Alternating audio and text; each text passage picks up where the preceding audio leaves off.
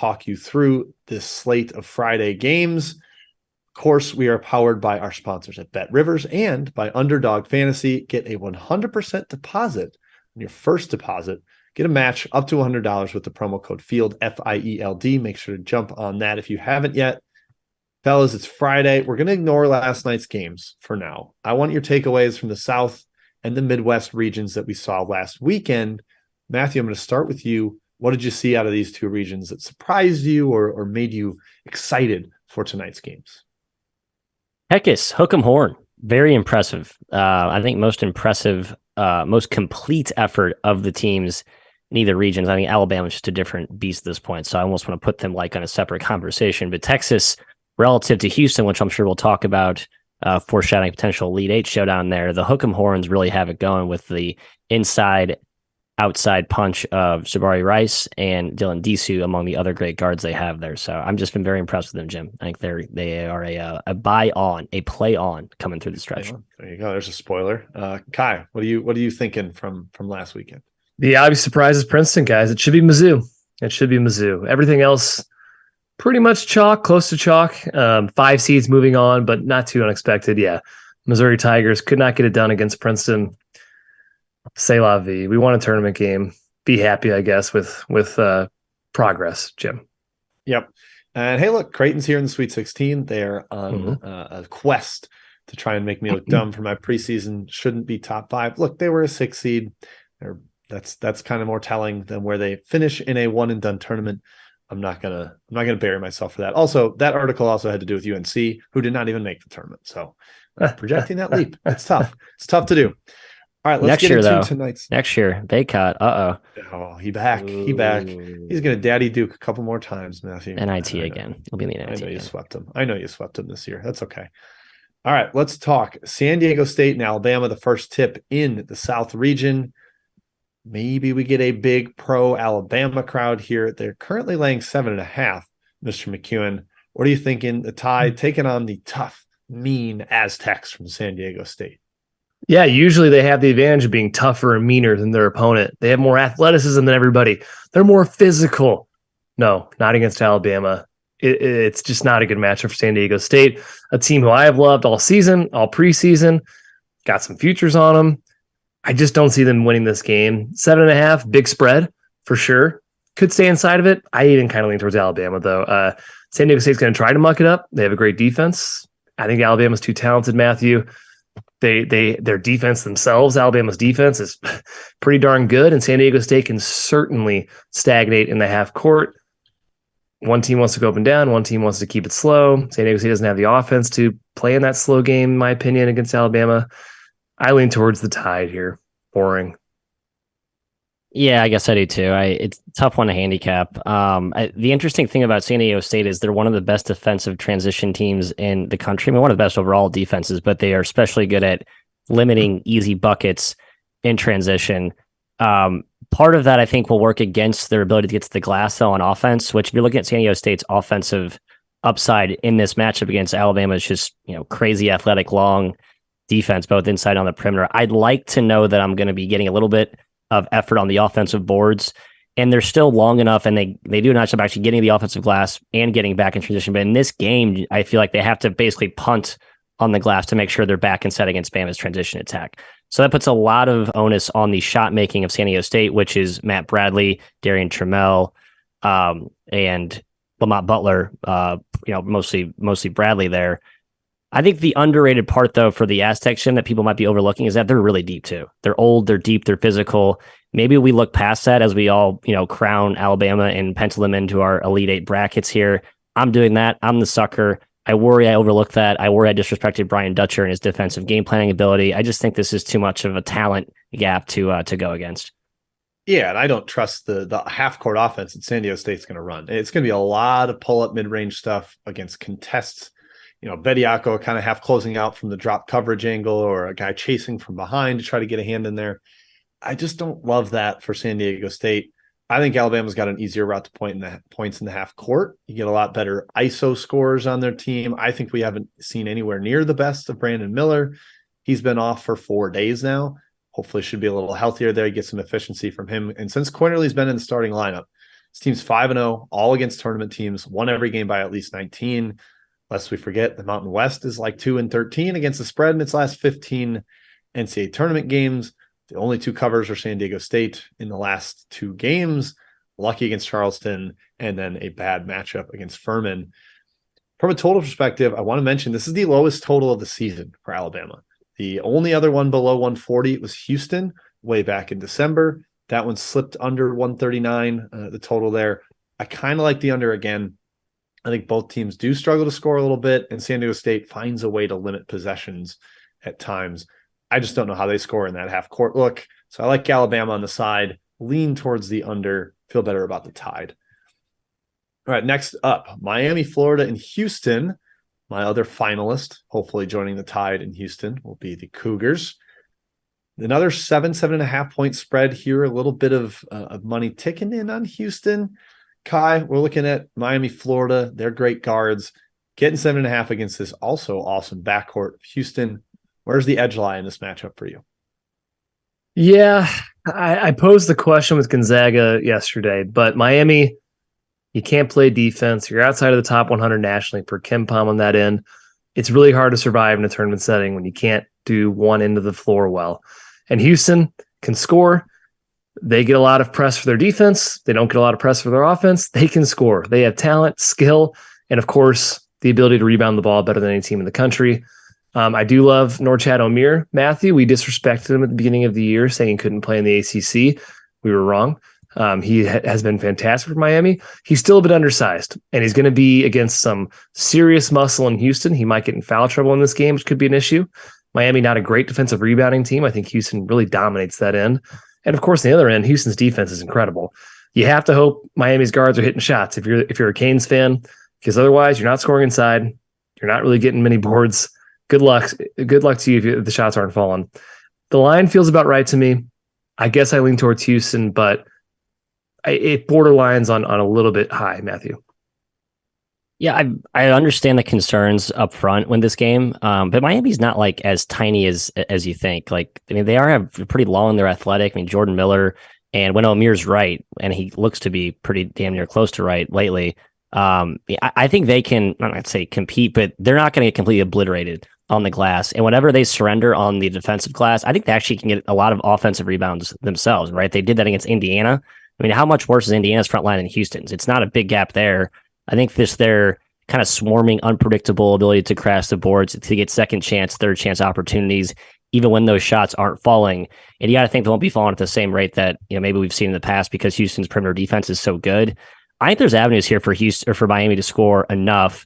And I don't all the way trust Houston's offense, even though they had that explosive second half against Auburn. I liked Miami first half here as sort of a repeat of the Houston comes out sluggish. They turn on the Jets second half, and Miami's lack of depth maybe catches up to them. But I'm not as concerned about Miami's interior presence here, and I think they can score in a multitude of ways, not just by chucking threes. I'm concerned about Miami's lack of interior presence. The interior, that's where this like onslaught of Houston offensive rebounding, I think, is going to come back to bite him a little bit. Omir could get his on the offensive glass. Look what NKU did to Houston on the offensive boards. That was rather alarming for the Cougs. But I still trust Houston's interior more than Omir and kind of a hodgepodge Jordan Miller. I don't know. It's just not quite there in terms of physicality compared to Houston. Kai, do you happen to remember the old EA Games slogan when he started a video game? Do you remember what it was? EA Sports. It's in the game. Well, that's EA Sports. There's an EA Games one too. So sorry. What's EA Games? It was EA Games. I'm pretty sure it was Challenge Everything. And that is the Houston defense to me, fellas. They challenge everything. They're out on all kinds of jumpers. You're not getting open shots against them. You'll have a guy running at you, flying in your face. I think that is going to be a little tougher for Miami, who has great shot makers, but this Houston team makes it all difficult. They're not that bad 1v1 in the perimeter. You got Shed, Sasser, Mark, length and quickness and bulldogs. I don't think they're going to get beat off the bounce that consistently. So I do think the number's a little high. I'm not ready to bet it with Houston. Would actually lean towards Miami if I had to bet it, getting 7.5. But I think Houston moves on. They're just a better team. They've got enough in the paint to take out Miami. And if I really want to store that take, fellas, I could put it in vaulted. Put it in the vault. Lock it. Yeah. If you ever get tired of trying to prove you won an argument, you can just refer back to your vault. That is on the Vaulted app, VLTED, pronounced vaulted, a new sports prediction app that turns your opinions into facts. You can store all of your predictions, hot takes in your own vault now and forever. Challenge your friends, keep track of the results, get some bragging rights, prove you were, in fact, the smartest.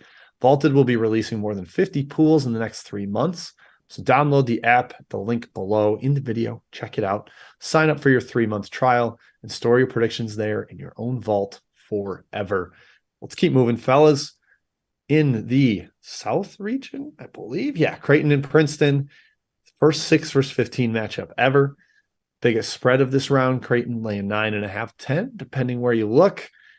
Matthew, I'm going to you first. Got an Ivy offense against a Creighton team that is actually quite stout defensively, not your average Mr. McDermott team. What are you looking at in this one? Yeah, I think Princeton's not your average Ivy League team in terms of how they rebound. Not like crazy big or crazy athletic, but they're athletic enough and long enough. And you guys saw it firsthand last game. What Caden Pierce can do on the boards. He's built like a fire hydrant. Tosan's been fantastic. Qualman up front. So I think there's a good neutralizing foundation for Princeton to at least compete up front. The question is, can they score enough? And are Creighton's shots falling? Which I guess is the question every matchup here. But I think the way Princeton defended Arizona, it's not the same type of scout as Arizona here, but just against the talent and just the concern of Kalkbrenner on the roll, Kai. They're going to be pretty packed in. I think the Tigers are. So Creighton's jump shots will be there. They have shooters. Their offense hasn't quite exploded yet this season. We've seen it at times, but not consistent enough. General, I just trust the Princeton game planning here. I'm going to trust what Mitch Henderson brings out of his bag. We're not going to know it until we see it, but it was certainly pretty damn bulletproof against Mizzou and against Arizona in the first round. So my bet here is mostly on Mitch Henderson and his game plan against the Jays. Yeah, my best bet is Princeton plus 10. As I've said multiple times, Ivy schools are a pain to play against in a tournament setting because you don't see a lot of their offense during the season. You don't see it in the conference play for sure. You rarely see it in non-con, and that's why Ivy schools tend to have more success in the non-con and in the tournament. Creighton, a little more time to prep for this one. I do think McDermott's a fantastic coach, but again, it's hard to simulate those offenses that Princeton can bring. It is too many points. This pace is going to play, I think, slower than anticipated. I think it's definitely under 70 possessions. It could be as low as 65. So 10 plays better in that setting. I think Tosan, if Princeton moves him to the 5, plays him to the 5, which they did a lot against Arizona and Mizzou, that's a challenge for Kalkbrenner, pulling him away from the rim. Creighton does run teams off the line. Maybe that's an issue for Princeton's offense. They're cutting, but I do think they can take advantage here a little bit with the edge in game planning. Jim, Jay's got the talent edge, the athleticism edge. I do think they're going to win, but 10 points is too much. Tigers plus 10. Yeah, there you go. Love it. I am leaning that way, Kai. I do think it might be a hair high. I love the under. That's my best bet here. Need to double check the number to make sure I've got the current one. But I think under is a great bet. Princeton's going to continue trying to slow down teams that more prefer to run. Creighton's not the same kind of beast as Mizzou and Arizona in terms of need to be in transition. But Princeton's once again going to keep this in the half court, try to isolate with Tosan, make sure he's the matchup edge that they need him to be. No one does a better job of forcing mid-range jumpers really than Creighton. Just look at the last 2 games, the amount of twos that Terquavian Smith and Joyner took. They took 35 combined. And then Flagler and Cryer took 21 combined twos last round. Both those teams want those to be more triples than mid-rangers. And I think Creighton just does a nice job of forcing you into that range. So we'll see a lot of that from Malacco, from Langborg, getting run off the line here by this Creighton defense. That helps the under too. So pace, efficiency, I think there's a couple of angles for that. Looking at the under of 140 between these two. Kind of same as my under number yesterday with Arkansas and UConn. So we'll see. That's my take there. I do think Creighton wins, but feels high. If I had to bet it, it would be Princeton. Last game of the night, Matt's ready to talk hook 'em horns. He was impressed with them last weekend. They're now laying 4 against Xavier, a team that looked shaky in the first round, but then pretty darn solid against Pitt in the second round. Matt, Texas has been good for weeks now. Are you riding with the Horns, -4 against Xavier? Yes, I am, Jim. It's my best bet. The Xavier run to date, let's just kind of run through their opponents and situations.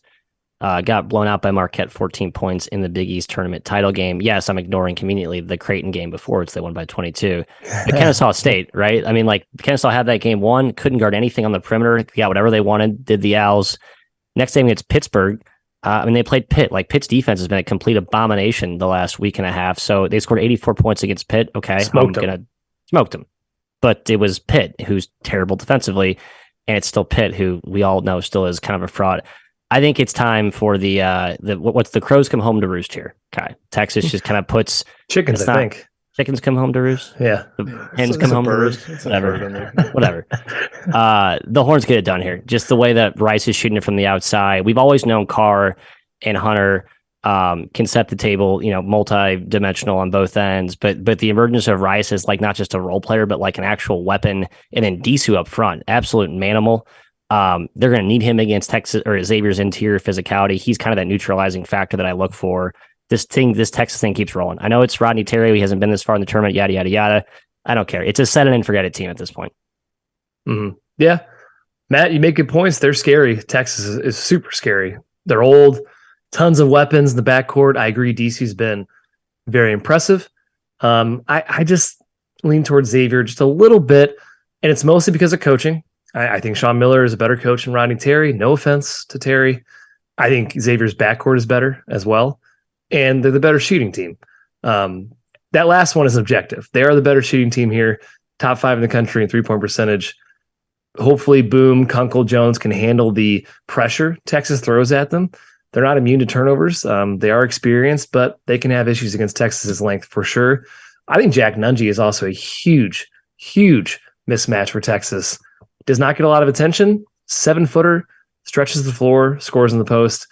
I think he's going to be an overlooked piece in this matchup here. So I do lean towards Xavier, Jim.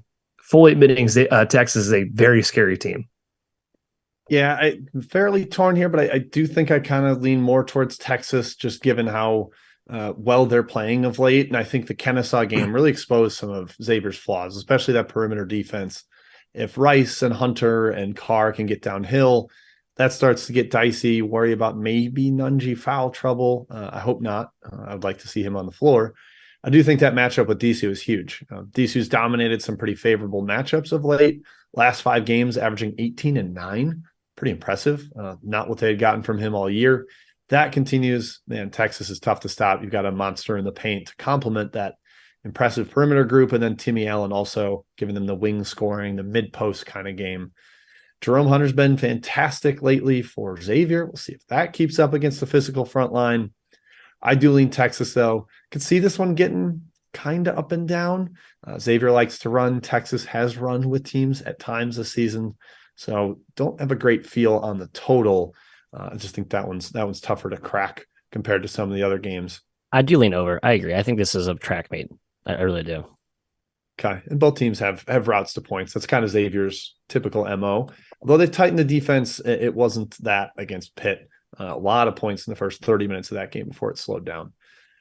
Before we recap best bets, fellas, let's shout out Underdog Fantasy, the easiest place to play college basketball pick'em, where you can win real cash prizes simply by picking player stats in this weekend's games.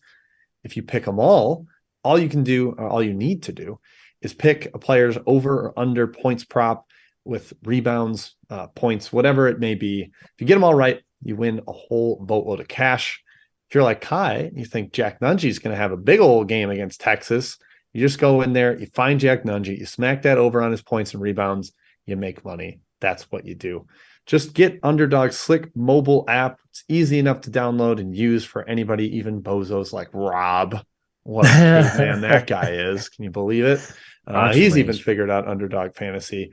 Make sure you go there, sign up, use promo code FIELD, FIELD, get a 100% first deposit match up to $100.